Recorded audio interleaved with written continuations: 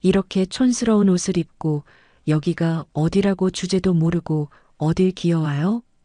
아무리 그래도 며느리가 시어머니한테 이렇게 말하면 되겠니? 찰싹? 이복순의 말이 끝나기도 전에 한지영의 손바닥이 시어머니의 뺨을 세게 후려쳤습니다. 그 소리가 고급 한정식 집안에 크게 울려 퍼졌어요. 사돈 박말순의 칠순 잔치가 한창이던 그곳에서 모든 하객의 시선이 일제히 한 곳으로 쏠렸습니다. 이복순은 비틀거리며 뒤로 물러났어요. 화끈거리는 뺨을 부여잡은 채 휘청거렸습니다. 72년 인생에서 이렇게 수치스러운 순간이 있었나 싶었어요. 잔칫집 안을 둘러보니 하객들은 모두 세련된 정장 차림이었습니다. 남자들은 깔끔한 양복을, 여자들은 고급스러운 원피스와 투피스를 입고 있었어요. 그 속에서 화려한 꽃무늬 한복을 입은 이복순만 유독 눈에 띄었습니다. 이복순은 이 한복이 옷장에서 가장 좋은 옷이었어요. 큰 잔치에 가는데 정성을 다해야 한다고 생각했습니다. 그런데 그 정성이 오히려 자신을 이 자리에서 가장 어울리지 않는 사람으로 만들어버렸어요. 하객들 사이에서 킥킥거리는 웃음소리가 새어나왔습니다. 누군가가 손으로 입을 가리며 옆 사람에게 속삭였어요. 그 눈빛들이 이복순의 촌스러운 한복을 훑어보고 있었습니다. 잔치의 주인공인 사돈 박말순은 상석에 앉아 그 광경을 지켜보고 있었어요. 그런데 박말순은 이복순을 걱정하기는커녕 비릿하게 입꼬리를 올리고 있었습니다. 마치 재미있는 구경거리를 보는 것 같은 표정이었어요.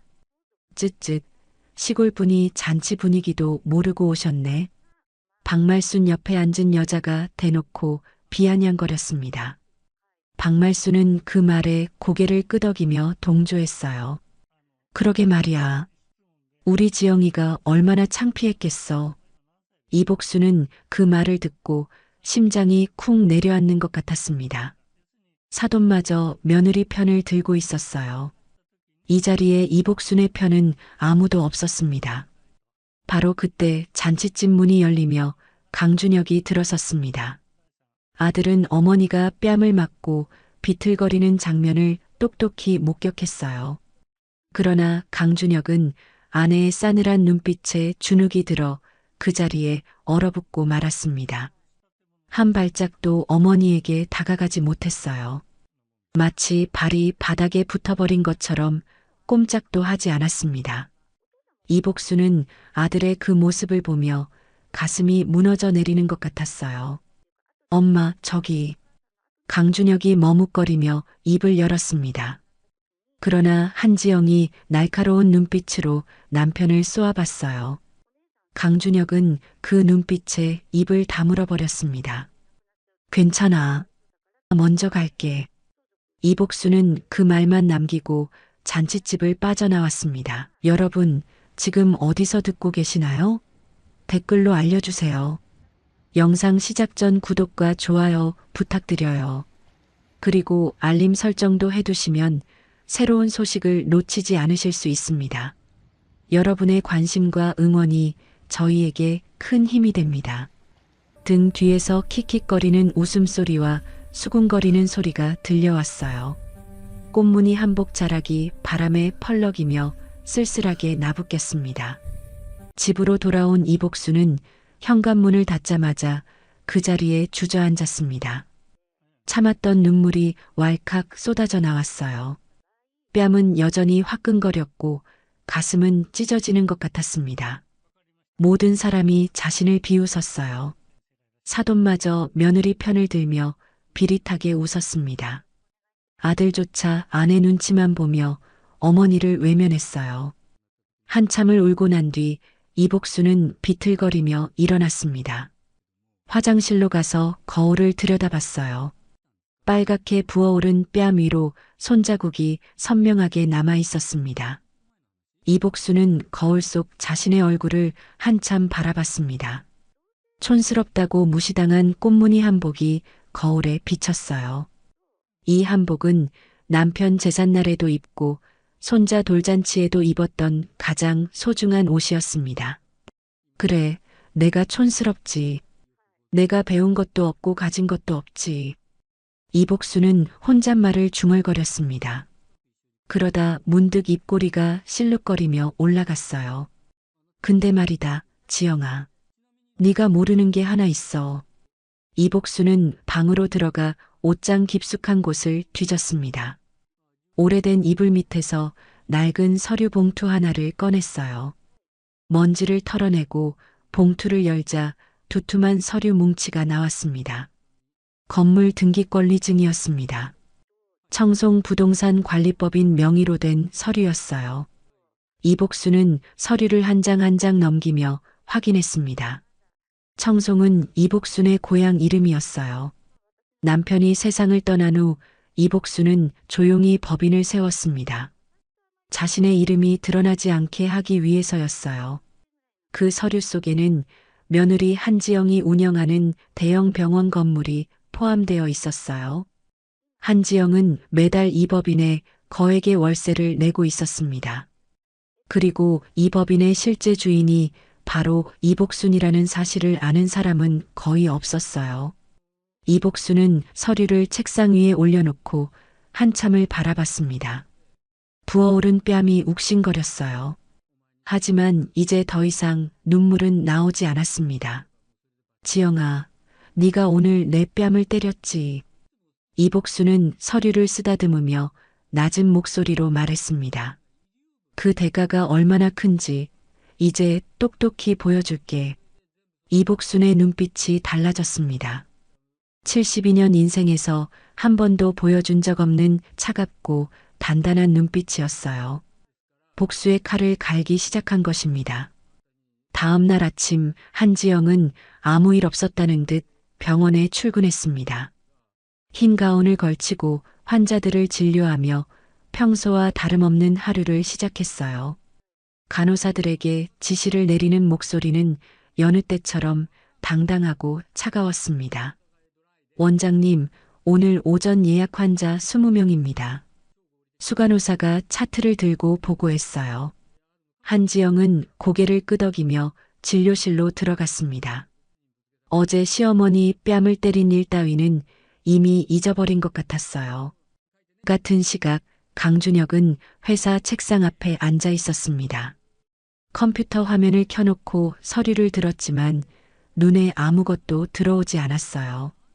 어제 어머니가 뺨을 맞고 비틀거리던 모습이 자꾸만 떠올랐습니다.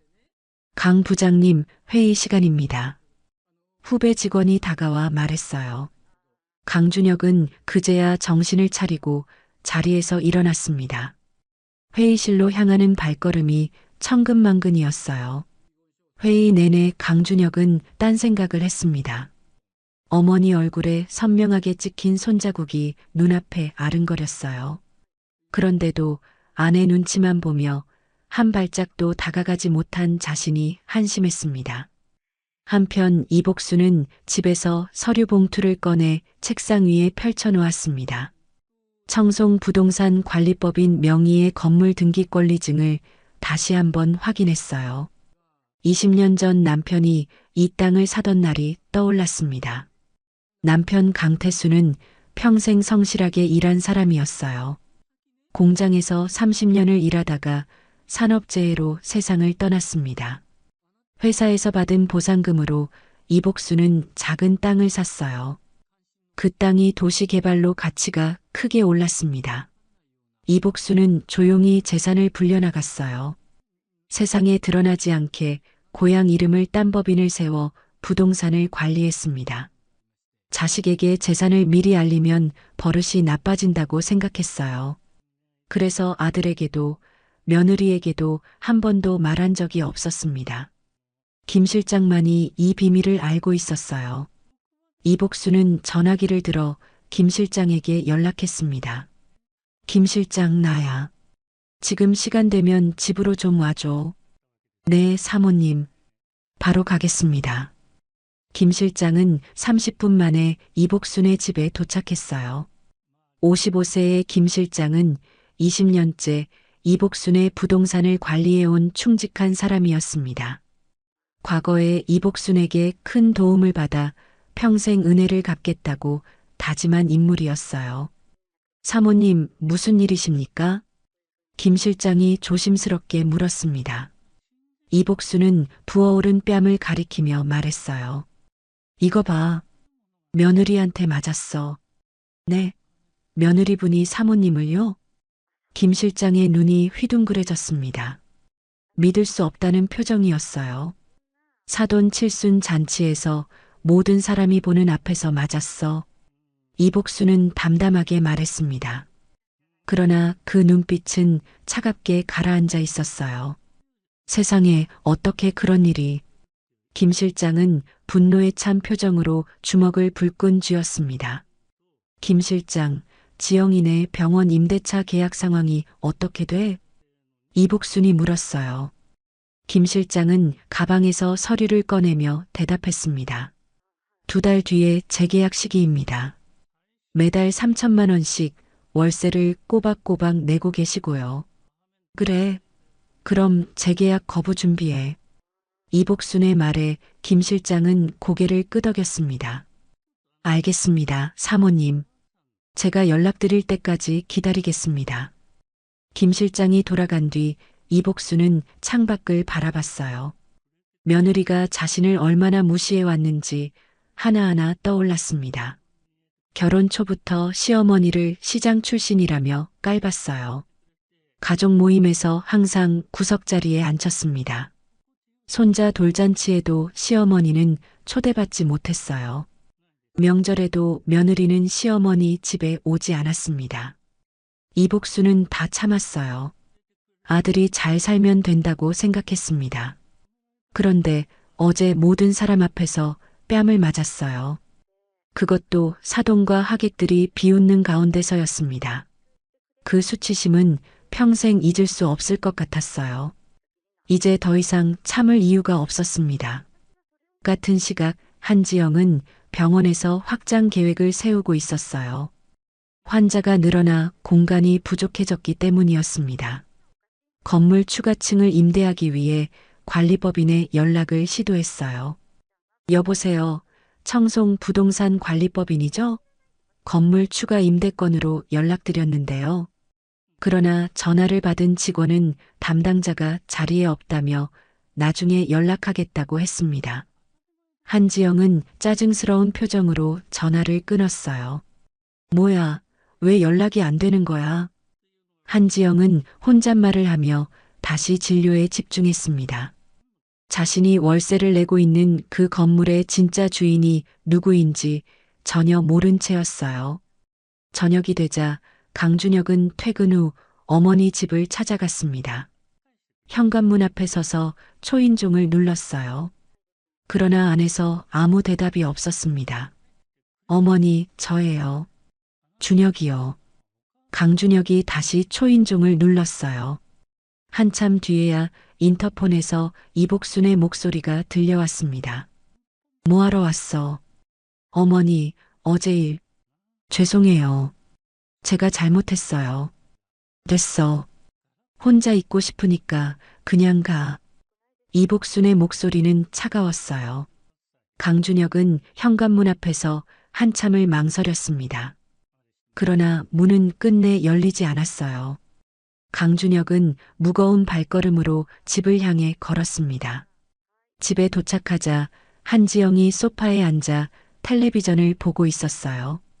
어제 일에 대해 미안한 기색은 전혀 없었습니다. 당신 어머니한테 사과해야 하는 거 아니야? 강준혁이 조심스럽게 말했어요. 한지영은 눈도 마주치지 않고 대답했습니다. 내가 뭘 잘못했는데? 시어머니가 잔치 분위기를 망친 거잖아. 그래도 사람들 앞에서 때리면 어떡해? 강준혁이 목소리를 높였어요. 한지영은 그제야 남편을 쳐다보며 차갑게 말했습니다. 당신이 어머니 편들 거면 나가서 살든가. 그 한마디에 강준혁은 입을 다물어 버렸습니다. 주먹을 불끈 쥐었지만 더 이상 말을 잇지 못했어요. 아내 앞에서 늘 이렇게 작아지는 자신이 한심했습니다. 그날 밤 이복수는 서류를 정리하며 김 실장에게 전화했습니다. 김 실장, 지영이가 병원 확장하려고 연락했다며? 네, 사모님. 오늘 오후에 전화가 왔습니다. 당분간 연락 받지 마. 내가 다시 말할 때까지 기다려. 알겠습니다, 사모님. 이복수는 전화를 끊고 창밖을 바라봤습니다. 달빛이 방 안으로 스며들었어요. 부어올랐던 뺨은 조금 가라앉았지만 가슴속 분노는 여전했습니다. 지영아, 네가 얼마나 잘났는지 두고 보자. 이복수는 낮은 목소리로 중얼거렸습니다. 복수의 첫 단추를 끼우기 시작한 것이었어요. 일주일 후 한지영은 병원 로비에서 이상한 광경을 목격했습니다. 낯선 남자 2명이 건물 곳곳을 돌아다니며 사진을 찍고 있었어요. 한 명은 줄자로 벽을 재고 다른 한 명은 메모장에 무언가를 적고 있었습니다. 저기요, 뭐 하시는 분들이에요? 한지영이 다가가 물었어요. 남자들은 잠시 서로를 쳐다보더니 명함을 내밀었습니다. 건물 감정 평가사입니다. 건물 소유법인 측 요청으로 나왔습니다. 감정 평가요? 갑자기 왜요? 한지영의 목소리가 높아졌어요. 감정 평가사는 어깨를 으쓱하며 대답했습니다. 저희는 지시대로 할 뿐입니다. 자세한 건 법인 측에 문의하세요. 한지영은 불안한 마음으로 원장실로 돌아왔습니다. 즉시 청송부동산 관리법인에 전화를 걸었어요. 그러나 전화를 받은 직원은 시원한 대답을 해주지 않았습니다. 대표님이 직접 지시하신 사안이라 저희도 자세한 내용은 모릅니다. 그럼 대표님 연결해 주세요. 죄송합니다. 대표님은 현재 통화가 어려우십니다. 뚜뚜뚜. 전화가 끊어졌어요. 한지영은 짜증스러운 표정으로 수화기를 내려놓았습니다. 무언가 심상치 않은 느낌이 들었어요. 같은 시각 이복수는 김 실장과 함께 변호사 사무실을 방문했습니다. 깔끔한 정장을 입은 변호사가 두 사람을 맞이했어요. 임대차 계약 해지 건으로 오셨다고요? 변호사가 서류를 살펴보며 물었습니다. 이복수는 고개를 끄덕였어요. 네, 재계약을 거부하려고요. 법적으로 문제 없는지 확인하고 싶어서요. 변호사는 계약서를 꼼꼼히 읽어보았습니다. 한참 뒤에 고개를 들며 말했어요. 계약 조건상 건물주가 재계약을 거부하면 세입자는 한 달 내 퇴거해야 합니다. 법적으로 전혀 문제 없습니다. 한 달이요? 이복순이 되물었어요. 변호사는 고개를 끄덕였습니다. 네, 계약서에 명시된 대로입니다. 통보 후 한 달 내 퇴거가 원칙입니다. 이복수는 만족스러운 표정으로 자리에서 일어났습니다. 감사합니다.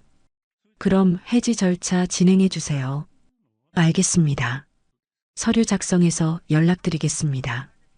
변호사 사무실을 나온 이복수는 김 실장에게 말했어요. 김 실장, 이제 때가 됐어. 네, 사모님. 말씀만 하시면 바로 움직이겠습니다. 김 실장은 단호한 표정으로 대답했습니다. 이복순의 눈빛이 차갑게 빛났어요. 그날 저녁 강준혁은 퇴근 후 어머니 집에 들렀습니다. 이번에는 문이 열려 있었어요. 강준혁은 조심스럽게 안으로 들어갔습니다. 어머니는 거실 책상 앞에 앉아 서류를 정리하고 있었어요. 강준혁은 책상 위에 놓인 서류들을 흘끗 보았습니다. 그 순간 눈에 익은 건물 주소가 들어왔어요. 어머니, 이 서류가 뭐예요? 강준혁이 조심스럽게 물었습니다. 이복수는 아들을 올려다보며 담담하게 말했어요. 보면 모르겠니? 건물 서류야. 강준혁은 서류를 집어들었습니다. 청송부동산 관리법인 명의의 건물 등기권리증이었어요. 그리고 그 건물 주소는 아내가 운영하는 병원 건물이었습니다. 이 건물이 지영이 병원 건물 아니에요? 강준혁의 목소리가 떨렸어요. 그래. 이복수는 짧게 대답했어요. 강준혁은 머릿속이 하얘지는 것 같았습니다. 청송 부동산 관리법이니 어머니 거예요? 이제 알았구나. 이복수는 아들의 눈을 똑바로 바라봤어요. 강준혁은 서류를 든 채 그 자리에 얼어붙었습니다. 어떻게 이런 일이. 강준혁은 중얼거렸어요. 평생 시장에서 반찬 장사를 하시던 어머니였습니다. 항상 검소하게 사시고 돈이 없다고 생각했어요. 내 아버지가 남긴 땅이야. 그 땅이 개발되면서 값이 올랐고 내가 조금씩 늘려나갔어. 이복수는 차분하게 설명했어요. 청송이면 어머니 고향 이름 아니에요? 그래. 내 이름이 드러나지 않게 하려고 고향 이름으로 법인을 만들었어. 강준혁은 그제야 모든 것이 이해가 됐습니다. 어머니가 왜 그토록 검소하게 사셨는지, 왜 재산 이야기를 한 번도 하지 않으셨는지. 그런데 왜 한 번도 말씀 안 하셨어요? 자식한테 재산 미리 알리면 벌은 나빠지는 거 알잖아. 이복수는 씁쓸하게 웃었습니다. 근데 이제 와서 이 서류를 왜? 강준혁은 불안한 예감이 들었어요. 이복수는 아들의 눈을 똑바로 바라보며 말했습니다. 내 아내가 내 뺨을 때렸어. 모든 사람이 보는 앞에서. 어머니, 그 대가를 치르게 할 거야. 이복순의 목소리는 차가웠어요. 강준혁은 등골이 서늘해지는 것을 느꼈습니다. 어머니, 그러지 마세요. 제가 지영이한테 사과하게 할게요. 됐어. 이미 늦었어. 이복수는 단호하게 말했어요. 내 아내가 한 짓, 이제 대가를 치르게 할 거다. 이제 와서 끼어들지 마라. 강준혁은 더 이상 말을 잇지 못했습니다. 어머니의 눈빛에서 한 번도 본 적 없는 냉기가 느껴졌어요. 어머니, 제발.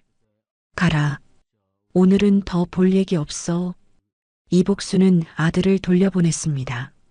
강준혁은 무거운 발걸음으로 집을 나섰어요. 머릿속이 복잡했습니다. 집으로 돌아가는 내내 강준혁은 생각에 잠겼어요. 어머니가 며느리 병원 건물의 주인이라니. 그리고 그 건물에서 며느리를 내쫓으려 한다니. 강준혁은 어떻게 해야 할지 몰랐습니다. 아내에게 말해야 하나 말아야 하나. 발걸음이 점점 느려졌어요. 집에 도착하자 한지영이 거실에서 서류를 보고 있었습니다. 병원 확장 계획서였어요. 아직도 건물 추가 임대에 대한 미련을 버리지 못한 것 같았습니다. 당신, 나 할 말 있어. 강준혁이 무거운 목소리로 말했어요. 한지영은 서류에서 눈을 떼지 않고 대답했습니다. 뭔데? 또 시어머니 얘기야? 그래. 어머니 얘기야. 강준혁은 아내 앞에 앉았습니다. 한지영은 그제야 서류를 내려놓고 남편을 쳐다봤어요. 또 어머니 편들려고? 그게 아니라. 강준혁은 깊은 한숨을 쉬었습니다. 당신이 매달 월세 내는 그 건물 있잖아. 병원 건물? 그게 왜? 그 건물 주인이 누군지 알아? 한지영은 의아한 표정을 지었어요.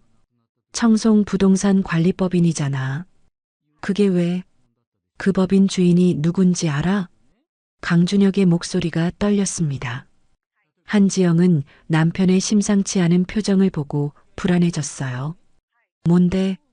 빨리 말해. 우리 어머니야. 한지영의 얼굴이 굳어졌습니다. 뭐라고? 청송이 어머니 고향 이름이야. 그 법인 주인이 우리 어머니라고. 한지영은 처음에는 비웃으려 했어요.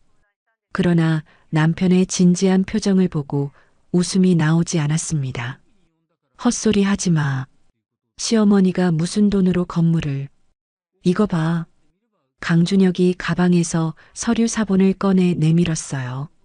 한지영은 떨리는 손으로 서류를 받아들었습니다. 등기권리증이었어요. 청송 부동산 관리법인 명의로 된 건물 서류, 그리고 법인 서류 뒤에 붙어 있는 실소유주 확인서. 이복순, 한지영의 손이 덜덜 떨리기 시작했습니다. 서류를 쥔 손에 힘이 빠져나갔어요. 이게 진짜야? 한지영의 목소리가 갈라졌습니다. 강준혁은 고개를 끄덕였어요. 어머니가 직접 보여주셨어. 한지영은 의자에 털썩 주저앉았습니다. 얼굴이 하얗게 질려갔어요. 그럼 내가 지금까지. 한지영은 말을 잇지 못했습니다. 자신이 그토록 무시하고 때리기까지 한 시어머니가 자신의 병원 건물 주인이라니. 머릿속이 하얘졌어요. 어머니가 뭐라고 하셨어? 한지영이 다급하게 물었습니다. 강준혁은 무거운 한숨을 내쉬었어요.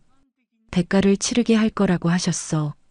한지영의 눈앞이 캄캄해졌습니다. 서류를 움켜쥔 채 그 자리에서 얼어붙어 버렸어요. 모든 것이 무너져 내리는 느낌이었습니다. 다음 날 아침 한지영은 밤새 한숨도 자지 못했습니다. 눈 밑에 짙은 그늘이 졌고 얼굴은 창백했어요. 거울을 보니 하룻밤 사이에 10년은 늙은 것 같았습니다. 시어머니가 건물주라니. 한지영은 혼잣말을 중얼거렸어요. 아무리 생각해도 믿기지 않았습니다. 시장에서 반찬 장사하던 촌스러운 시어머니가 건물주라니요. 그러나 어젯밤 본 서류는 분명했어요. 청송 부동산 관리법인의 실소유주 이복순. 그 이름이 머릿속에서 떠나지 않았습니다. 한지영은 떨리는 손으로 전화기를 들었어요. 시어머니에게 전화를 걸어야 할 것 같았습니다. 그러나 번호를 누르는 손가락이 움직이지 않았어요. 내가 왜 그 사람한테 전화를 해야 해? 한지영의 자존심이 허락하지 않았습니다. 전화기를 내려놓고 한숨을 쉬었어요. 그래도 어쩔 수 없었습니다. 병원을 잃을 수는 없었어요. 10년 넘게 키워온 병원이었습니다. 한지영의 모든 것이 그 병원에 담겨 있었어요. 한편 같은 시각, 이복수는 동네 공원 벤치에 앉아 있었습니다. 아침 햇살이 따스하게 내리쬐고 있었어요. 연못에서 오리들이 헤엄치는 모습을 멍하니 바라봤습니다. 복순아, 익숙한 목소리가 들려왔어요. 고개를 돌리니 오랜 친구 정순자가 손을 흔들며 다가오고 있었습니다. 정순자는 이복순의 40년 지기 친구였어요. 같은 시장에서 옆자리에서 장사를 했던 사이였습니다. 이복순이 힘들 때마다 늘 곁에 있어준 유일한 친구였어요. 순자야, 오랜만이다. 이복순이 자리를 비켜주며 말했어요. 정순자는 벤치에 앉으며 이복순의 얼굴을 살폈습니다. 야, 너 얼굴이 왜 그래? 무슨 일 있어? 정순자가 걱정스러운 눈으로 물었어요. 이복순은 잠시 망설이다가 입을 열었습니다. 순자야, 나 며느리한테 맞았어. 뭐? 맞았다고? 정순자의 눈이 휘둥그레졌어요. 이복순은 고개를 끄덕이며 말을 이었습니다. 박말순이 칠순 잔치에서 모든 사람 앞에서 뺨을 맞았어. 세상에, 그 못된 년이. 정순자가 분노에 찬 목소리로 외쳤어요. 근데 그거 알아? 박말순이 내 편 안 들어줬다며? 이복순이 쓰게 웃었습니다. 응. 그 자리에서 비릿하게 웃기만 하더라. 내가 창피당하는 꼴을 즐기는 것 같았어. 그 나쁜 년. 그래서 어떻게 했어? 정순자가 물었어요. 이복순은 잠시 뜸을 들이다가 말했습니다. 순자야, 사실 나 너한테 한 번도 말 안 한 게 있어. 뭔데? 이복순은 주위를 둘러본 뒤 목소리를 낮췄어요. 그 며느리가 병원하는 건물 있잖아. 응, 그 큰 건물? 그 건물이 내 거야. 정순자의 입이 떡 벌어졌습니다. 뭐라고? 네가 그 건물 주인이라고? 쉿, 조용히 해. 이복순이 손가락을 입술에 갖다 대며 말했어요. 정순자는 믿을 수 없다는 표정으로 이복순을 바라봤습니다. 야, 너 진짜야? 농담하는 거 아니지? 진짜야. 죽은 영감이 남긴 땅이 개발되면서 값이 올랐거든. 이복수는 담담하게 설명했어요. 세상에. 그럼 며느리가 너한테 월세 내고 있었던 거야? 응. 매달 3천만 원씩. 정순자는 할 말을 잃었습니다. 한참을 멍하니 있다가 갑자기 손뼉을 쳤어요. 아, 그럼 이제 어떻게 할 거야? 내쫓을 거야. 이복순의 목소리는 단호했습니다. 정순자는 이복순의 눈을 똑바로 바라봤어요. 잘 생각했어. 그 정도 당했으면 그래야지. 정순자가 이복순의 손을 꼭 잡았습니다. 내가 뭐 도와줄 거 없어? 아니야, 괜찮아. 네가 이렇게 내 편 들어주는 것만으로도 힘이 나. 이복순은 친구의 손을 맞잡으며 말했어요. 정순자는 고개를 끄덕이며 말했습니다. 제대로 해. 그년이 얼마나 잘났는지 본때를 보여줘야지. 이복수는 미소를 지었어요. 오랜 친구의 응원이 큰 힘이 됐습니다. 같은 시각 강준혁은 회사에서 일에 집중하지 못하고 있었어요. 어젯밤 아내의 창백한 얼굴이 자꾸 떠올랐습니다. 그리고 어머니의 차가운 눈빛도요. 점심시간이 되자 강준혁은 사무실을 빠져나왔어요. 어머니 집으로 향했습니다. 이대로는 안 될 것 같았어요.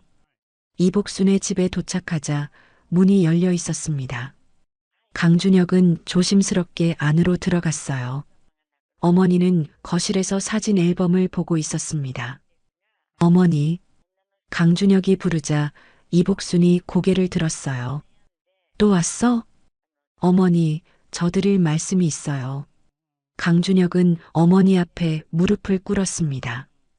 이복수는 아들의 행동에 조금 놀란 표정을 지었어요. 이게 뭐 하는 짓이야? 일어나. 어머니, 먼저 사과드릴게요. 강준혁은 고개를 숙인 채 말했습니다. 그날 잔칫집에서 어머니가 맞을 때 전 아무것도 못했어요. 아내 눈치만 보면서 서 있었어요. 이복수는 아무 말 없이 아들을 내려다봤어요.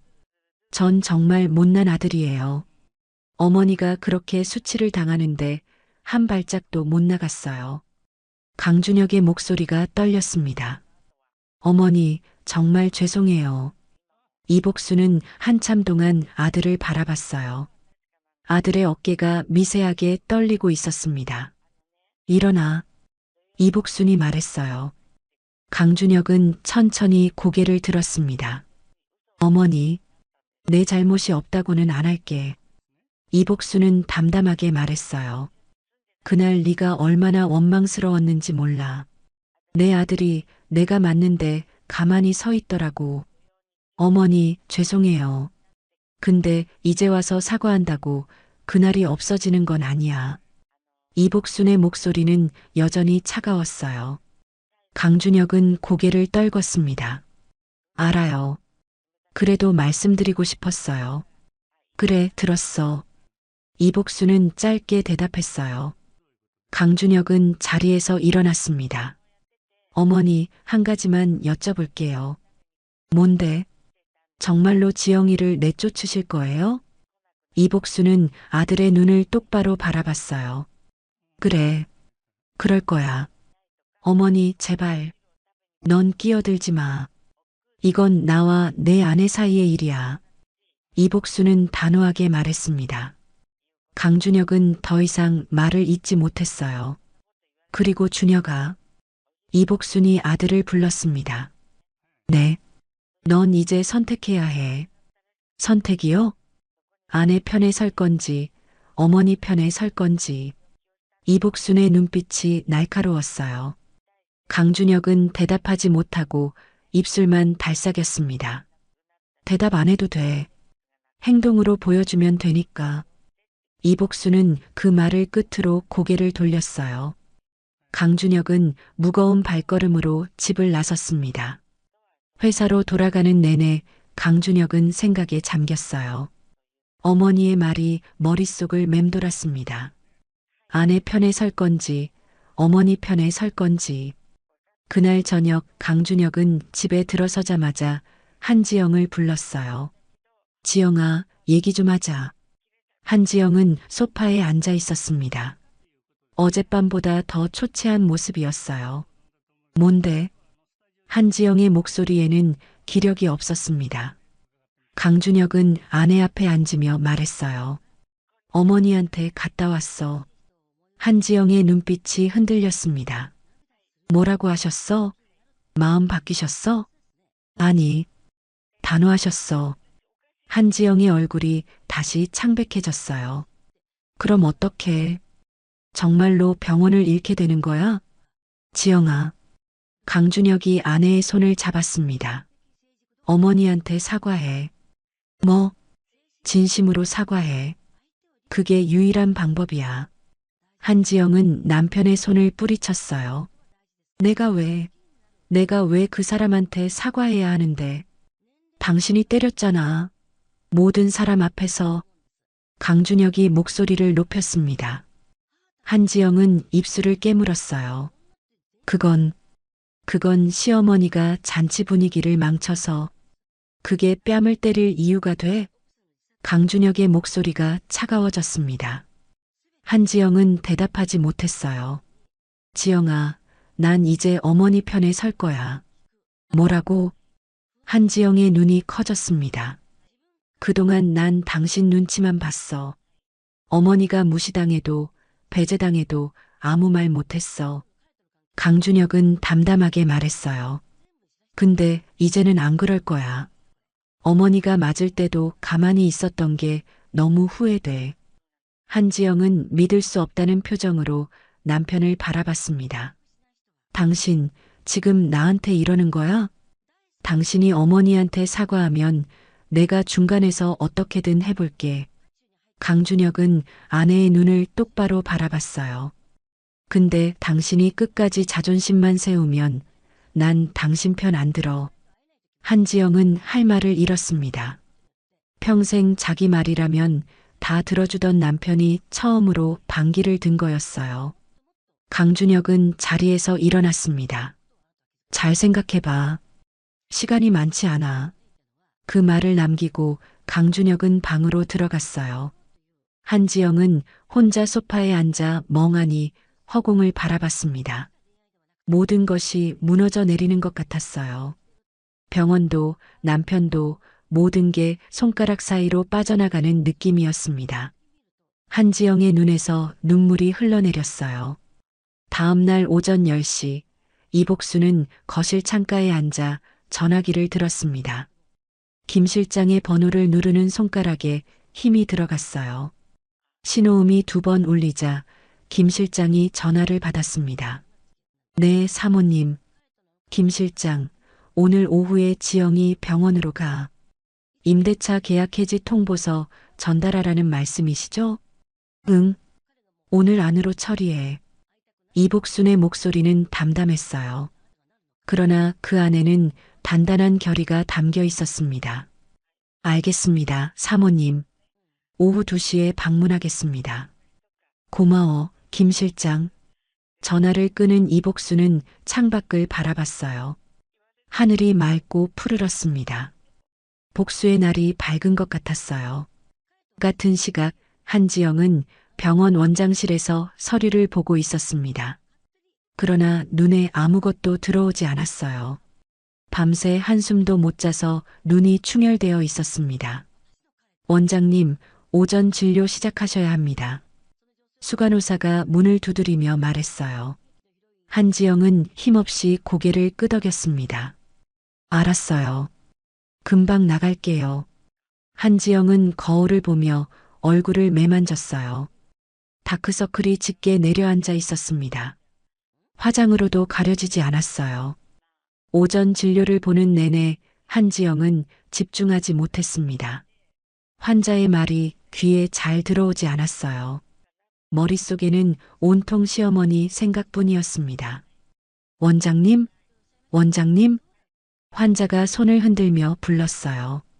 한지영은 그제야 정신을 차렸습니다. 아, 네.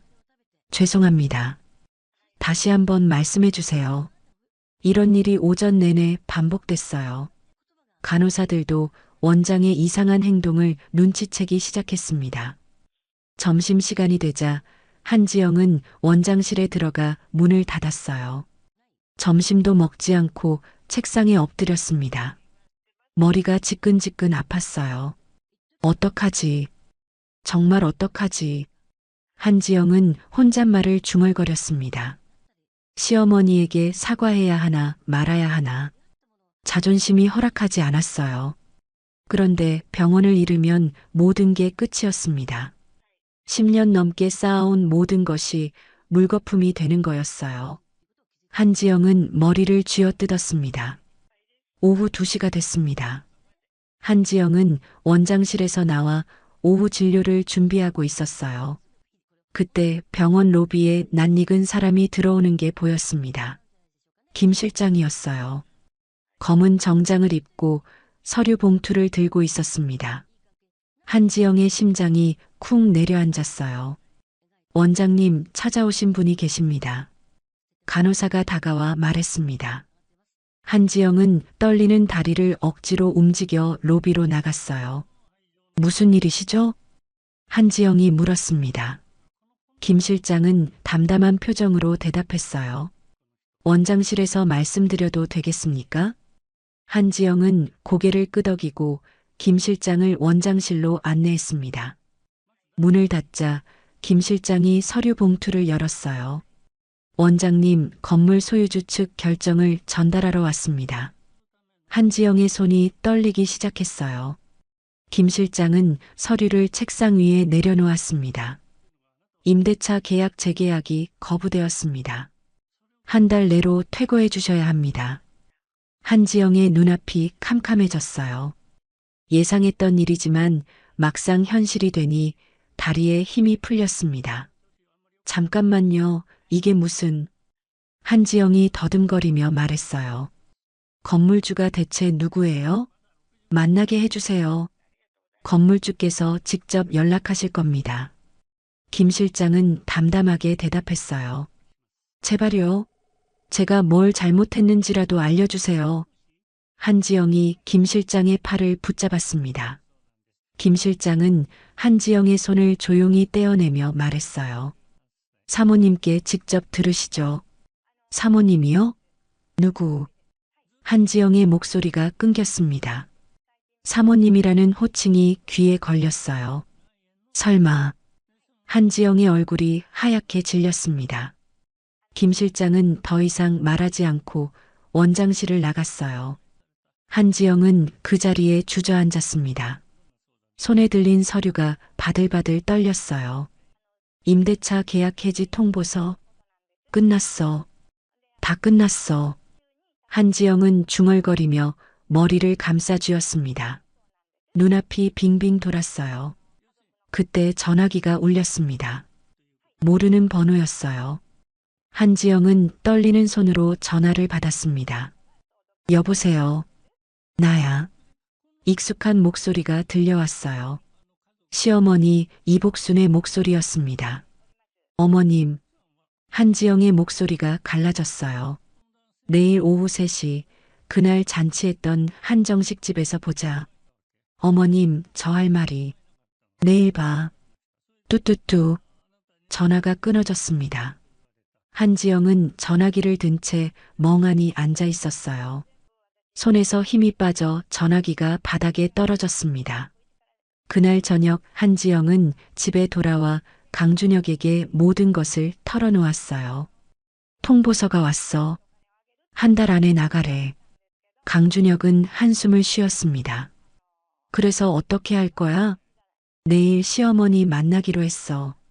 한지영의 목소리는 힘이 없었어요. 잘 생각했어. 진심으로 사과해.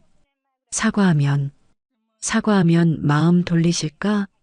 한지영이 떨리는 목소리로 물었습니다. 강준혁은 고개를 저었어요.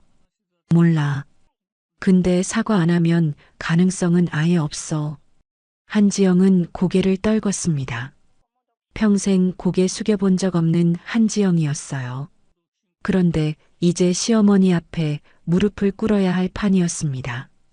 다음 날 오후 3시 한지영은 한정식 집에 도착했습니다. 일주일 전 시어머니를 때렸던 바로 그곳이었어요. 문을 열고 들어가니 이복순이 상석에 앉아 기다리고 있었습니다. 한지영의 다리가 후들거렸어요.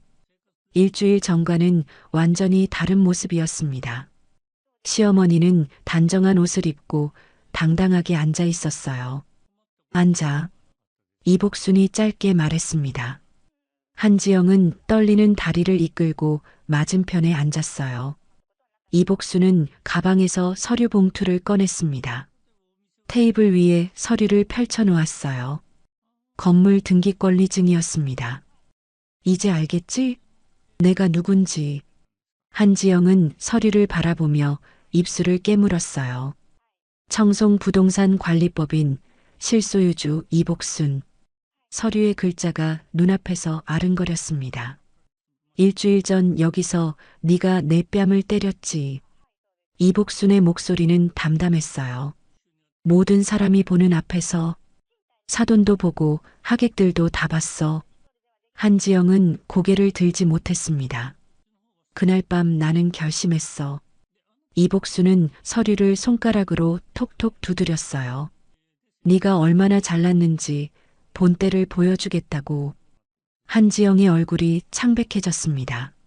어머님 아직 말 안 끝났어. 이복순이 차갑게 말을 끊었어요. 한지영은 입을 다물었습니다. 넌 나를 늘 무시했어. 시장에서 장사하는 촌스러운 시어머니라고. 이복순의 눈빛이 날카로워졌어요. 가족 모임에서 나를 구석에 앉히고 손자 돌잔치에도 안 불렀지. 한지영은 고개를 더 숙였습니다. 명절에도 안 오고 전화 한 통 없고 내가 죽은 사람인 줄 알았나 봐. 이복순의 목소리에 서늘한 기운이 감돌았어요. 그래도 나는 참았어. 아들이 잘 살면 된다고 생각했으니까. 이복순은 한숨을 쉬었습니다. 근데 넌 선을 넘었어. 모든 사람 앞에서 내 뺨을 때렸잖아. 한지영의 어깨가 움찔했어요. 그 수치심이 얼마나 컸는지 알아? 72년 살면서 그렇게 창피한 적 없었어. 이복순의 목소리가 떨렸습니다. 그러나 곧 다시 차갑게 가라앉았어요. 그래서 결정했어. 내 병원, 내 건물에서 내보내기로. 한지영은 더 이상 참지 못하고 의자에서 일어났습니다. 그리고 테이블을 돌아 이복순 앞에 무릎을 꿇었어요. 어머님, 한지영의 목소리가 갈라졌습니다. 제가 잘못했습니다. 정말 잘못했어요. 이복순은 무릎 꿇은 며느리를 내려다봤어요. 일주일 전 자신을 때리던 그 오만한 모습은 온데간데 없었습니다. 제발 한 번만 용서해 주세요. 다시는 그러지 않을게요. 한지영은 바닥에 이마를 박으며 애원했어요.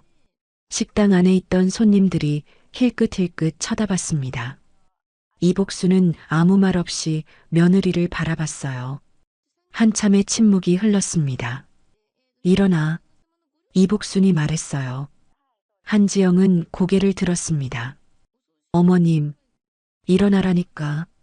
한지영은 비틀거리며 일어났어요. 다리에 힘이 없어서 간신히 몸을 지탱했습니다. 이복순은 자리에서 일어났어요. 서류를 봉투에 다시 넣으며 말했습니다. 내 사과 들었어. 한지영의 눈에 희망이 스쳤어요. 그럼 어머님 저를. 근데 아직 마음이 안 풀려. 이복순의 말에 한지영의 얼굴이 다시 어두워졌습니다. 며칠 더 생각해 볼게. 이복순은 그 말을 남기고 식당을 나섰어요. 한지영은 그 자리에 서서 시어머니의 뒷모습을 바라봤습니다. 다리에서 힘이 빠져 바닥에 주저앉았어요. 눈에서 눈물이 주르륵 흘러내렸습니다. 모든 것이 무너져 내리는 것 같았어요. 한정식 집을 나선 이복순은 천천히 집으로 걸어갔습니다. 며느리가 무릎 꿇고 애원하던 모습이 눈앞에 아른거렸어요. 그러나 마음이 쉽게 풀리지 않았습니다. 그래, 네가 얼마나 무서운지 알아야지. 이복수는 혼잣말을 중얼거렸어요. 아직은 용서할 때가 아니었습니다. 며느리가 진짜로 반성하는지 더 지켜봐야 했어요. 그로부터 며칠이 지났습니다. 한지영의 병원에는 이상한 일들이 벌어지기 시작했어요. 환자들이 하나둘 예약을 취소하기 시작한 거였습니다. 원장님, 오늘 오전 예약 5건이 취소됐습니다. 수간호사가 걱정스러운 표정으로 보고했어요. 한지영은 인상을 찌푸렸습니다. 왜? 무슨 이유래? 그게 다들 그냥 취소한다고만 하고 이유는 안 말해요. 한지영은 불안한 마음으로 진료실에 앉았어요. 그런데 오후에도 취소 전화가 계속 이어졌습니다. 원장님, 또 3건 취소요. 한지영은 이상한 느낌이 들었어요. 평소에는 예약 취소가 이렇게 많지 않았거든요. 그날 저녁 한지영은 인터넷을 검색하다가 굳어버렸습니다. 지역 맘카페에 글이 하나 올라와 있었어요. 시어머니 때린 의사병원 어디임? 한지영의 심장이 쿵 내려앉았어요. 댓글이 수십 개 달려 있었습니다. 헐, 진짜? 의사가 시어머니를 때렸다고? 어느 병원이야? 거기 절대 안 간다. 인성 저런 의사한테 누가 진료받아? 무섭다. 그 병원 건물주가 시어머니래. 쫓겨난다더라. 한지영의 손이 덜덜 떨렸어요. 어떻게 이 소문이 퍼진 건지 알 수 없었습니다. 다음 날 상황은 더 나빠졌어요. 병원 앞에 기자 한 명이 와 있었습니다. 원장님, 시어머니를 폭행했다는 게 사실입니까? 한지영은 아무 대답도 하지 못하고 병원 안으로 뛰어들어갔어요. 가슴이 터질 것 같았습니다. 원장실 문을 닫고 책상에 엎드렸어요. 숨이 가빠지고 눈앞이 흐려졌습니다. 어떻게? 한지영은 중얼거리며 머리를 쥐어뜯었어요. 병원을 잃는 것도 무서웠지만 이름이 더럽혀지는 게 더 무서웠습니다. 그날 오후 병원에 또 다른 일이 터졌어요. 핵심 간호사 3명이 원장실로 찾아왔습니다. 원장님, 드릴 말씀이 있습니다. 수간호사가 대표로 입을 열었어요. 한지영은 불안한 눈으로 그들을 바라봤습니다. 뭔데요? 저희 사직하려고요. 한지영의 얼굴이 굳어졌어요. 뭐라고요? 갑자기 왜요? 솔직히 말씀드릴게요. 수간호사가 한숨을 쉬며 말했습니다. 지금 병원 상황이 안 좋잖아요. 퇴거 통보도 받으셨고 소문도 퍼지고 있고요. 그래서요? 저희도 생계가 있어요. 이 병원이 문 닫으면 저희는 어떡해요? 한지영은 할 말을 잃었어요. 간호사들의 말이 틀린 게 아니었거든요. 미리 다른 곳 알아보려고요. 죄송합니다. 3명의 간호사가 사직서를 책상 위에 올려놓았어요. 한지영은 그 사직서들을 멍하니 바라봤습니다. 나가세요. 한지영이 힘없이 말했어요. 간호사들이 나가자 한지영은 의자에 털썩 주저앉았습니다. 다 무너지고 있어.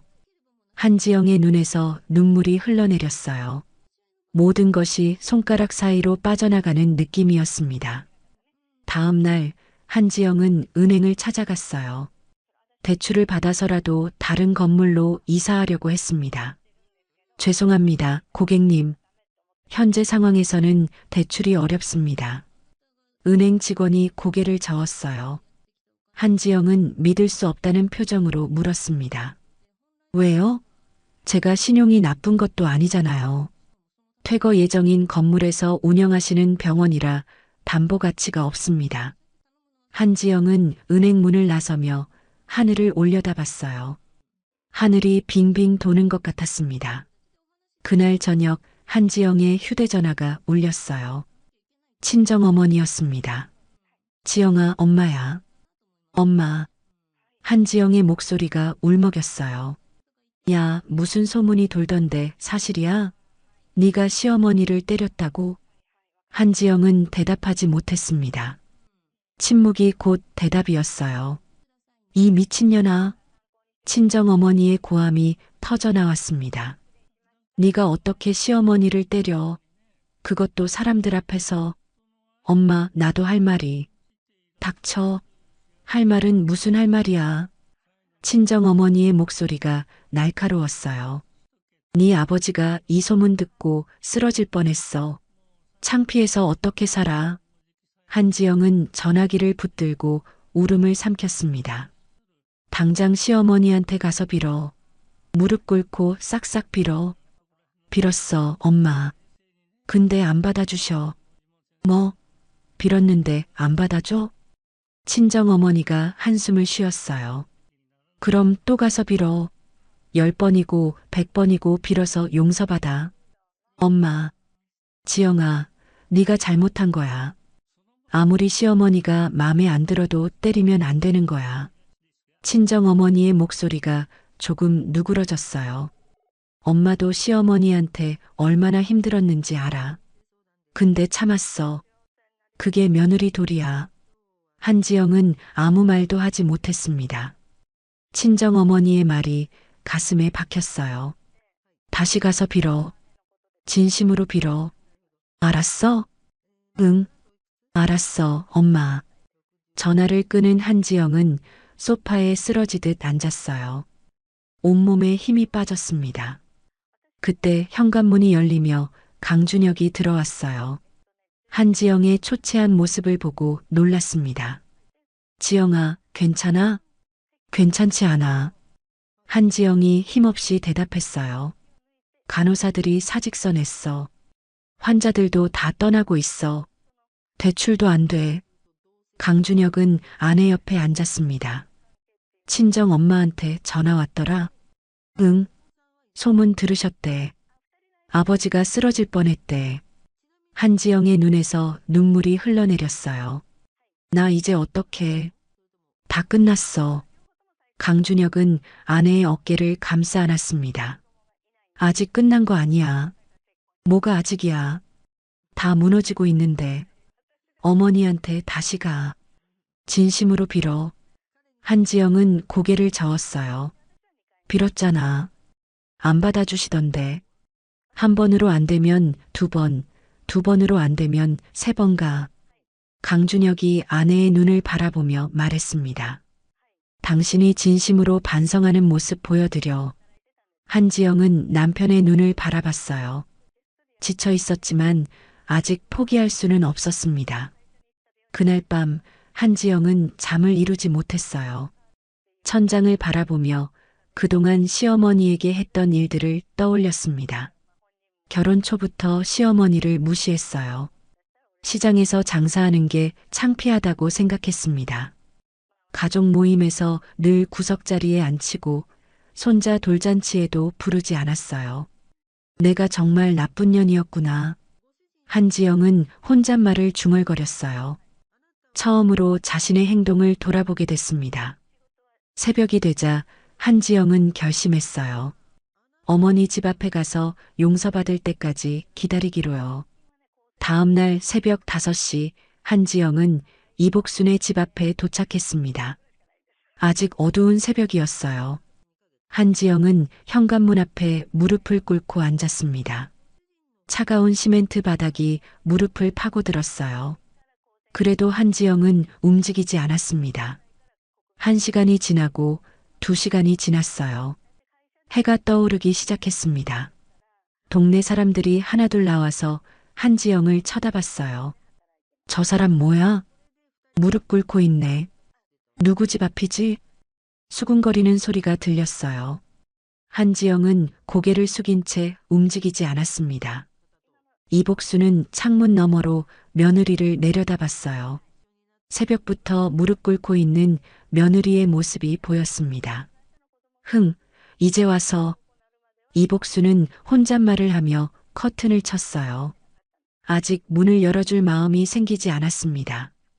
며느리가 진짜로 반성하는 건지 아니면 병원 때문에 그러는 건지 이복수는 아직 확신이 서지 않았어요.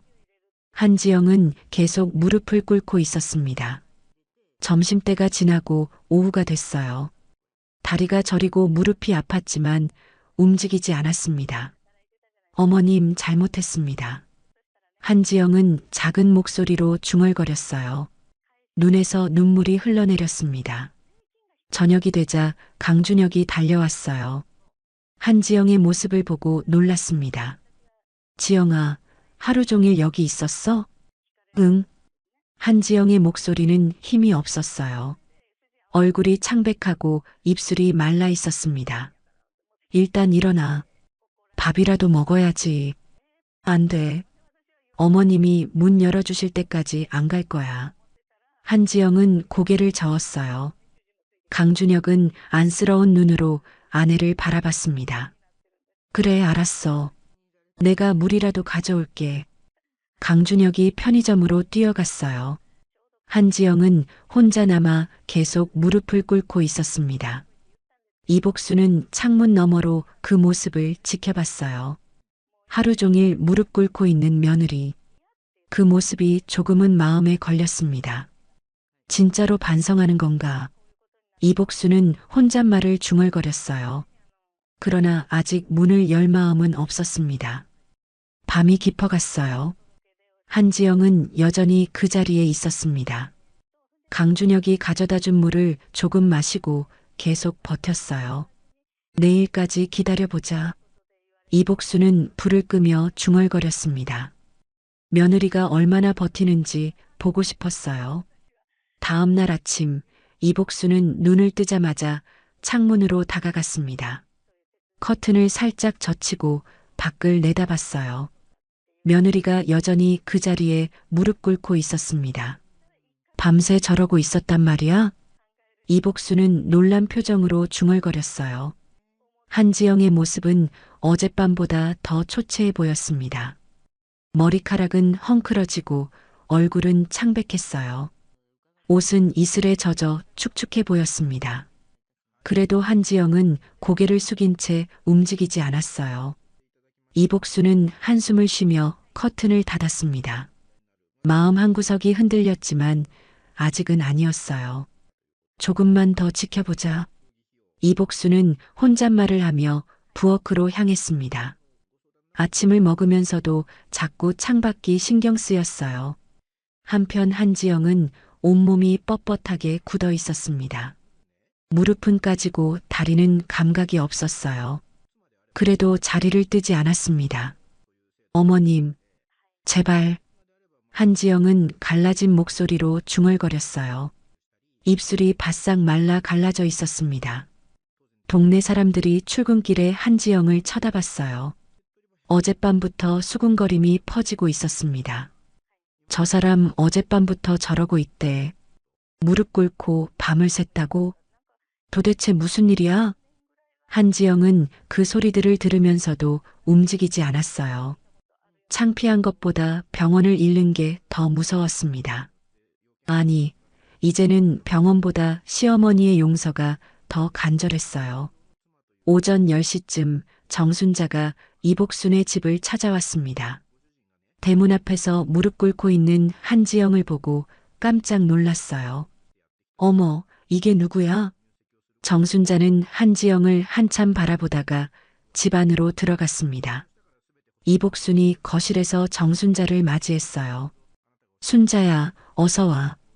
야, 밖에 무릎 꿇고 있는 거 며느리 맞아? 정순자가 다급하게 물었어요. 이복순은 고개를 끄덕였습니다. 응, 어젯밤부터 저러고 있어. 밤새 밥도 안 먹고 물만 조금 마셨나 봐. 정순자는 창문으로 가서 밖을 내다봤어요. 한지영의 초췌한 모습이 보였습니다. 야, 복순아. 저 정도면 됐다. 정순자가 돌아서며 말했어요. 이복순은 고개를 저었습니다. 아직 마음이 안 풀려. 그래도 밤새 무릎 꿇고 있었잖아. 저러다 쓰러지면 어떡해. 정순자가 걱정스러운 표정으로 말했어요. 네가 복수하고 싶은 마음 이해해. 근데 이 정도면 충분히 본때 보여준 거 아니야? 이복수는 아무 말 없이 창밖을 바라봤습니다. 며느리의 어깨가 축 처져 있었어요. 복순아, 네가 착한 거 내가 알아. 저렇게까지 하는 거 보면 진심인 것 같아. 정순자가 이복순의 손을 잡았어요. 이제 들여보내줘. 응? 이복순은 한참 동안 말이 없었습니다. 친구의 말이 맞는 것 같기도 했어요. 조금만 더 생각해 볼게. 이복순이 대답했어요. 정순자는 고개를 끄덕이며 자리에서 일어났습니다. 그래, 잘 생각해봐. 나중에 또 올게. 정순자가 돌아간 뒤 이복수는 혼자 앉아 생각에 잠겼어요. 며느리가 밤새 무릎 꿇고 있었다는 게 자꾸 마음에 걸렸습니다. 오후가 되자 강준혁이 다시 찾아왔어요. 한지영 옆에 앉아 물을 건넸습니다. 지영아, 제발 좀 쉬어. 쓰러지겠다. 안 돼. 어머님이 문 열어주실 때까지. 한지영의 목소리는 거의 들리지 않을 정도로 작았어요. 강준혁은 안쓰러운 눈으로 아내를 바라봤습니다. 강준혁은 자리에서 일어나 현관문 앞으로 갔어요. 초인종을 눌렀습니다. 어머니, 저 준혁이에요. 문 좀 열어주세요. 잠시 후 인터폰에서 이복순의 목소리가 들려왔어요. 뭐야? 어머니, 지영이가 밤새 여기 있었어요. 제발 한 번만 봐주세요. 이복수는 대답하지 않았습니다. 어머니, 지영이가 진심으로 반성하고 있어요. 제가 옆에서 봤어요. 어머니, 제발이요. 저도 무릎 꿇을게요. 저도 잘못했어요. 강준혁이 현관문 앞에 무릎을 꿇었어요. 어머니 집 앞에 아들과 며느리가 나란히 무릎 꿇고 있는 모습이었습니다. 이복수는 창문 너머로 그 모습을 봤어요. 아들까지 무릎을 꿇자 마음이 흔들렸습니다. 에휴. 이복수는 긴 한숨을 내쉬었어요. 더 이상 모른 척할 수가 없었습니다. 이복수는 천천히 현관으로 걸어갔어요. 손잡이를 잡고 잠시 망설이다가 문을 열었습니다. 들어와. 이복순이 짧게 말했어요. 강준혁이 한지영을 부축해 일으켰습니다. 지영아, 어머니가 문 여셨어. 들어가자. 한지영은 비틀거리며 일어났어요. 다리에 감각이 없어서 걷기가 힘들었습니다. 강준혁이 아내를 부축해 안으로 들어갔어요.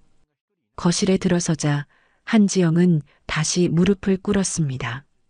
이복순 앞에 엎드려 이마를 바닥에 댔어요.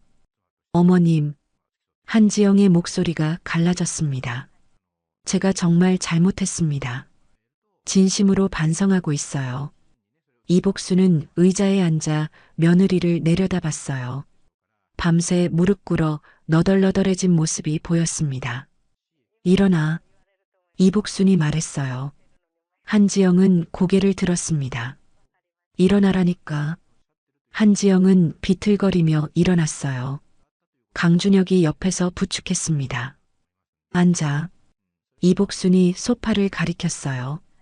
한지영은 조심스럽게 소파에 앉았습니다. 잠시 침묵이 흘렀어요. 이복순이 먼저 입을 열었습니다. 밤새 밖에 있었다며. 네. 한지영이 작은 목소리로 대답했어요. 바보같이. 그러다 쓰러지면 어쩌려고. 한지영은 고개를 숙였습니다. 어머님 용서 못 받으면 쓰러져도 상관없었어요. 이복수는 며느리를 바라봤어요. 진심으로 보였습니다. 내가 왜 이렇게까지 했는지 알아? 이복순이 물었어요. 한지영은 고개를 끄덕였습니다. 네. 제가 어머님을 너무 무시하고 함부로 대했어요. 그것만이 아니야. 이복순의 목소리가 조금 떨렸어요. 그날 맞은 뺨보다 더 아팠던 게 뭔지 알아? 한지영은 고개를 들어 시어머니를 바라봤습니다. 모든 사람 앞에서 창피를 당한 거야. 사돈도 하객들도 다 비웃었어. 이복순의 눈가가 붉어졌어요. 72년 살면서 그렇게 수치스러운 적 없었어. 한지영의 눈에서 눈물이 흘러내렸습니다. 어머님, 정말 죄송해요. 제가 미쳤었어요. 넌 나를 사람 취급도 안 했어. 시장에서 장사하는 촌스러운 시어머니라고. 이복수는 담담하게 말했어요. 가족 모임에서 구석에 앉히고 손자 돌잔치에도 안 부르고. 한지영은 고개를 떨궜습니다. 시어머니의 말이 모두 사실이었어요. 그래도 나는 참았어. 아들이 잘 살면 된다고 생각했으니까. 이복순의 목소리가 조금 높아졌어요. 근데 넌 선을 넘었어. 모든 사람 앞에서 내 뺨을 때렸잖아. 한지영은 바닥에 다시 엎드렸습니다. 어머님, 정말 죄송합니다. 어떤 벌이든 받을게요. 이복수는 한참 동안 며느리를 내려다봤어요. 밤새 무릎 꿇고 기다린 며느리. 처음으로 진심으로 반성하는 것 같았습니다. 일어나. 이복순이 말했어요. 한지영이 천천히 일어났습니다. 내가 조건을 내걸게. 한지영의 눈에 희망이 스쳤어요. 조건이요? 응. 세 가지야. 이복수는 손가락을 펴보이며 말했습니다. 첫째, 매주 일요일 가족 식사. 내가 빠지는 일 없이. 한지영은 연신 고개를 끄덕였어요. 둘째, 모든 가족 행사에 나를 초대할 것. 손자 생일이든 명절이든. 네, 그렇게 할게요. 셋째, 이복수는 잠시 뜸을 들였어요. 병원에 어르신 무료 진료 공간을 만들어. 한지영은 잠시 놀란 표정을 지었습니다. 무료 진료요? 응. 돈 없는 어르신들 진료해주는 공간. 내 이름으로. 한지영은 고개를 끄덕였어요. 네, 그렇게 하겠습니다. 꼭 만들게요. 이복수는 며느리의 눈을 바라봤어요. 진심으로 보였습니다. 이 세 가지 약속 지킬 수 있어? 네, 어머님. 목숨 걸고 지킬게요. 한지영이 대답했어요. 이복수는 고개를 끄덕였습니다. 알았어. 그럼 믿어볼게. 이복수는 전화기를 들었어요. 김 실장에게 전화를 걸었습니다. 김 실장, 나야. 계약 해지 철회해. 재계약 진행해줘. 전화기 너머로 김 실장의 목소리가 들렸어요. 네. 정말요, 사모님? 응. 마음이 바뀌었어. 알겠습니다. 바로 처리하겠습니다. 전화를 끄는 이복수는 며느리를 바라봤어요. 됐어. 병원 계속해도 돼. 한지영의 눈에서 눈물이 왈칵 쏟아졌습니다. 어머님, 감사합니다. 정말 감사합니다. 한지영은 이복순의 손을 두 손으로 잡았어요. 이복순은 굳었던 표정을 조금 풀며 며느리의 손을 맞잡았습니다. 다시는 절대로 그런 일 없을 거예요. 한지영이 울먹이며 말했어요. 이복순은 고개를 끄덕였습니다. 그래, 믿을게. 이번이 마지막 기회야. 강준혁도 어머니 앞에 무릎을 꿇었어요. 어머니, 감사합니다. 저도 앞으로 잘할게요. 이복수는 아들의 어깨를 두드렸습니다. 그래, 이제 일어나. 둘 다 밥부터 먹어. 이복수는 부엌으로 향했어요. 서랍에서 라면을 꺼내 냄비에 물을 올렸습니다. 한지영은 소파에 앉아 눈물을 닦았어요. 강준혁이 옆에 앉아 아내의 손을 잡았습니다. 잘됐다, 지영아. 응, 정말 다행이야. 한지영은 부엌에서 라면 끓이는 시어머니의 뒷모습을 바라봤어요. 평생 무시하고 함부로 대했던 그 뒷모습이었습니다. 앞으로는 진짜 잘할게요, 어머님. 한지영은 작은 목소리로 중얼거렸어요. 새로운 시작이었습니다. 2달이 지났습니다. 한지영의 병원은 다시 활기를 되찾았어요. 떠났던 간호사 2명도 복귀해서 예전처럼 일하고 있었습니다. 원장님, 오늘 예약 환자 25명입니다. 수간호사가 밝은 표정으로 보고했어요. 한지영은 고개를 끄덕이며 미소를 지었습니다. 고마워요. 열심히 해봐요. 한지영의 표정이 예전과 달라졌어요. 차갑고 날카롭던 눈빛이 한결 부드러워졌습니다. 직원들도 그 변화를 느끼고 있었어요. 병원 1층 한편에는 새로운 공간이 만들어졌습니다. 복순 어르신 쉼터라는 이름이 붙은 무료 진료 공간이었어요. 입구에는 이복순이 직접 쓴 붓글씨 현판이 걸려 있었습니다. 한지영은 매주 토요일 오전마다 이곳에서 어르신들을 진료했어요. 돈이 없어서 병원에 못 오던 어르신들이 하나둘 찾아오기 시작했습니다. 원장님, 정말 고마워요. 돈 없어서 병원 못 갔는데. 흰 머리의 할머니가 한지영의 손을 꼭 잡았어요. 한지영은 환하게 웃으며 대답했습니다. 아니에요, 할머니. 자주 오세요. 이복수는 가끔 이 공간에 들러 어르신들과 이야기를 나눴어요. 며느리가 진료하는 모습을 지켜보며 흐뭇한 미소를 지었습니다. 우리 며느리가 진료 잘하죠? 이복순이 옆에 앉은 할머니에게 말했어요. 할머니는 고개를 끄덕이며 대답했습니다. 그럼요. 원장님 참 친절해요. 한지영은 그 대화를 듣고 시어머니를 바라봤어요. 이복순과 눈이 마주치자 살짝 미소를 지었습니다. 매주 일요일은 가족 식사 날이었어요. 강준혁의 집에 온 가족이 모여 저녁을 먹었습니다. 이복순은 항상 상석에 앉았어요. 어머님, 이거 드셔보세요. 제가 만든 갈비찜이에요. 한지영이 직접 만든 음식을 이복순 앞에 놓았어요. 이복순은 젓가락으로 갈비를 집어 입에 넣었습니다. 응, 맛있네. 요리 실력이 늘었어. 정말요? 감사해요, 어머님. 한지영의 얼굴에 기쁜 표정이 떠올랐어요. 시어머니에게 칭찬받는 게 이렇게 기쁜 일인지 몰랐습니다. 강준혁은 어머니와 아내가 나란히 앉아 식사하는 모습을 바라봤어요. 2달 전만 해도 상상할 수 없는 풍경이었습니다. 어머니, 음식 더 드릴까요? 강준혁이 물었어요. 이복수는 고개를 저었습니다. 아니야, 배불러. 오늘 지영이가 음식 많이 했네. 어머님 오시니까 정성껏 준비했어요. 한지영이 대답했어요. 이복수는 며느리를 바라보며 고개를 끄덕였습니다. 어느 날 정순자가 이복순의 집을 찾아왔어요. 두 친구는 거실에 앉아 차를 마시며 이야기를 나눴습니다. 복순아, 요즘 며느리랑 잘 지내? 정순자가 물었어요. 이복순은 고개를 끄덕였습니다. 응, 완전히 달라졌어. 진짜? 그렇게 못됐던 년이? 야, 이제 그런 말 하지 마. 지영이도 나름 노력하고 있어. 이복순이 웃으며 말했어요. 정순자는 놀란 표정을 지었습니다. 어머, 네가 며느리 감싸는 거 처음 본다? 사람은 변할 수 있는 거야.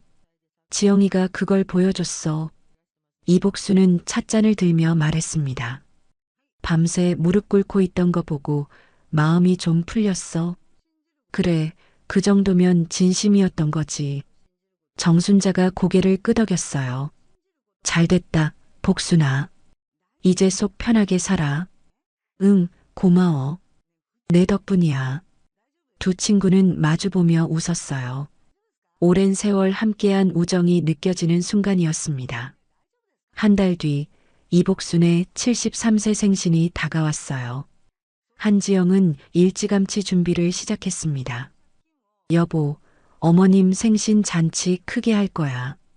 한지영이 강준혁에게 말했어요. 강준혁은 놀란 표정을 지었습니다. 진짜? 어디서 할 건데? 호텔 연회장 예약했어. 친척들이랑 어머님 친구분들 다 초대할 거야. 강준혁은 아내의 변화에 감동받았어요. 예전에는 시어머니 생신을 챙기지도 않던 한지영이었거든요. 지영아, 고마워. 아니야, 내가 해야 할 일이지. 한지영은 미소를 지으며 대답했어요. 진심이었습니다. 생신 잔치 당일이 밝았어요. 호텔 연회장은 화려하게 꾸며져 있었습니다. 친척들과 이복순의 친구들이 하나둘 도착하기 시작했어요. 어머, 복순아. 오랜만이야.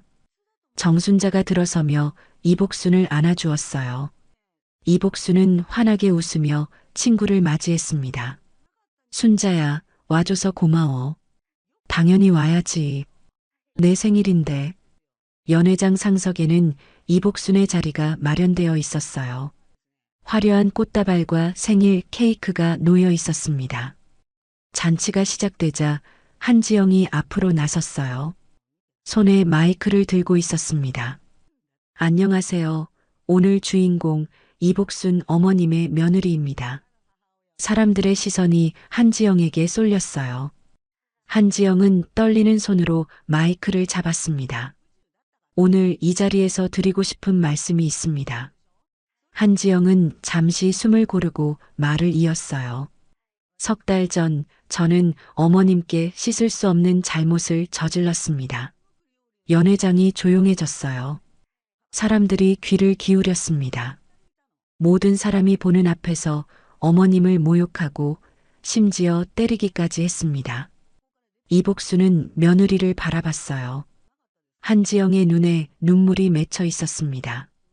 그날 이후로 저는 많은 것을 깨달았습니다. 한지영의 목소리가 떨렸어요. 제가 얼마나 나쁜 사람이었는지, 어머님께 얼마나 큰 상처를 드렸는지. 한지영은 마이크를 내려놓고 이복순 앞에 무릎을 꿇었어요. 연회장 안이 술렁거렸습니다. 어머님, 그날의 잘못을 평생 가슴에 새기겠습니다. 한지영은 바닥에 이마를 대며 말했어요. 그리고 진심으로 감사드립니다. 저 같은 며느리를 용서해 주셔서. 이복수는 자리에서 일어났습니다. 며느리에게 다가가 손을 잡아 일으켜 세웠어요. 됐어. 이제 그만 일어나. 한지영이 일어서자 이복수는 며느리를 끌어안았습니다. 연회장 안에서 박수가 터져 나왔어요. 잘했어. 이제 다 잊자. 이복순이 며느리의 등을 토닥이며 말했어요. 한지영은 시어머니의 품에서 눈물을 흘렸습니다. 어머님, 감사해요. 정말 감사해요. 강준혁도 다가와 어머니와 아내를 함께 안았어요. 세 사람은 한참 동안 그렇게 서 있었습니다. 정순자가 손수건으로 눈물을 닦으며 박수를 쳤어요. 다른 하객들도 함께 박수를 보냈습니다. 잔치는 화기애애하게 진행됐어요. 이복수는 상석에 앉아 축하를 받았습니다. 얼굴에 환한 웃음이 떠나지 않았어요. 어머니, 케이크 자르실게요. 한지영이 커다란 생일 케이크를 가져왔어요. 촛불이 환하게 빛나고 있었습니다. 와, 예쁘다. 이복순이 감탄했어요. 케이크 위에는 사랑하는 어머님 생신을 축하드립니다라고 적혀 있었습니다. 어머님, 촛불 끄시고 소원 비세요. 한지영이 말했어요. 이복수는 눈을 감고 잠시 생각했습니다. 그리고 촛불을 향해 후 불었어요. 촛불이 한꺼번에 꺼지자 사람들이 박수를 쳤습니다. 어머니, 무슨 소원 비셨어요? 강준혁이 물었어요. 이복수는 웃으며 대답했습니다. 말하면 안 이루어진다더라. 에이, 궁금하게. 그냥 우리 가족 건강하고 행복하게 살았으면 좋겠다고 빌었어. 이복순이 말했어요. 한지영은 시어머니의 손을 꼭 잡았습니다. 이루어질 거예요, 어머님. 제가 꼭 그렇게 만들게요. 이복순은 며느리를 바라보며 고개를 끄덕였어요. 석 달 전만 해도 상상할 수 없는 광경이었습니다. 잔치가 끝나갈 무렵 가족 사진을 찍는 시간이 됐어요. 사진사가 카메라를 준비하고 있었습니다. 자, 가운데 어머님 앉으시고요. 이복순이 가운데 앉았어요. 강준혁이 오른쪽에, 한지영이 왼쪽에 섰습니다. 자, 찍습니다. 하나, 둘, 셋. 찰칵. 플래시가 터지는 순간 이복순의 눈에서 눈물이 흘러내렸어요. 기쁨의 눈물이었습니다. 어머님, 왜 우세요? 한지영이 놀라서 물었어요. 이복순은 고개를 저으며 웃었습니다. 아니야, 너무 기뻐서 그래. 한지영은 가방에서 손수건을 꺼냈어요. 시어머니의 눈물을 조심스럽게 닦아드렸습니다. 어머님, 앞으로 슬픈 눈물은 흘리지 마세요. 기쁜 눈물만 흘리시게 할게요. 이복수는 며느리의 손을 잡았어요. 따뜻한 온기가 전해졌습니다. 그래, 고맙다. 지영아. 강준혁이 어머니 옆에 섰어요. 어머니, 앞으로 저희가 잘 모실게요. 약속드립니다. 이복수는 아들의 어깨를 두드렸어요. 그래, 믿는다. 사진사가 다시 카메라를 들었어요. 자, 마지막으로 한 장 더 찍을게요. 이번에는 세 사람 모두 활짝 웃었어요. 진심이 담긴 웃음이었습니다. 찰칵. 플래시가 다시 터졌어요. 그 사진 속에는 화해한 가족의 모습이 담겨 있었습니다. 잔치가 끝나고 집으로 돌아가는 길이었어요. 이복수는 차 창밖을 바라보며 생각에 잠겼습니다. 석 달 전 그 수치스러운 날이 떠올랐어요. 모든 사람 앞에서 뺨을 맞고 비틀거리던 그날.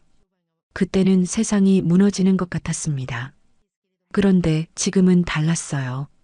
며느리가 변했고 아들이 변했습니다. 무엇보다 가족이 하나가 됐어요. 어머님, 무슨 생각하세요? 한지영이 운전하며 물었어요. 이복수는 미소를 지으며 대답했습니다. 그냥 오늘이 내 인생에서 가장 행복한 날인 것 같아서. 한지영은 백미러로 시어머니를 바라봤어요. 시어머니의 얼굴에 평온한 미소가 떠 있었습니다. 앞으로 더 행복한 날들이 올 거예요, 어머님. 그래, 그럴 것 같아. 이복수는 창밖을 바라보며 말했어요. 밤하늘에 별들이 반짝이고 있었습니다. 오랜 시간 참고 견뎌왔던 세월이 있었어요. 무시당하고 외면당했던 날들이 있었습니다. 그러나 이제 그 모든 것이 지나갔어요. 새로운 시작이었습니다. 진정한 가족으로 거듭나는 시작이었어요. 이복수는 눈을 감고 조용히 중얼거렸습니다. 여보, 잘 지내고 있죠? 나 이제 행복해요. 하늘에 있는 남편에게 전하는 말이었어요. 창밖의 별이 유난히 밝게 빛났습니다.